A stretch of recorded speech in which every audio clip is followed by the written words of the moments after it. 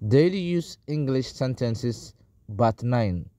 waxaynu guda jirnaa barashada luqadda Englishka waliba daily use English sentences oo ah jumladaha sida maalinlaha loo isticmaalo luqadda Englishka waa jumlado muhiim ah qof kastana anfacaya. waxaynu maraynaa part 9 qaybtii 9aad. I'll meet you at the coffee shop at 3 p.m.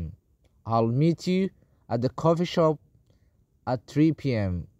waxaan kugula kulmi doonaa cafeteria-da 3 galabnimo ama 9 saac.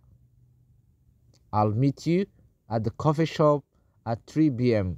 waxaan kugula kulmi doonaa cafeteria-da 3 galabnimo ama 9 saac. Don't forget to lock the door when you leave. Ha iloobin inaad xirto albaabka markaad baxayso. Don't forget to lock the door when you leave. Ha iloobin inaad xirto albaabka markaad baxayso. waxaan rajeynayaa inaad ka hesheen muuqaalkan. fadlan haddaad ka heshay like saar siina share garee. haddaad nagu cusub tahay inagu soo biir mahadsanid.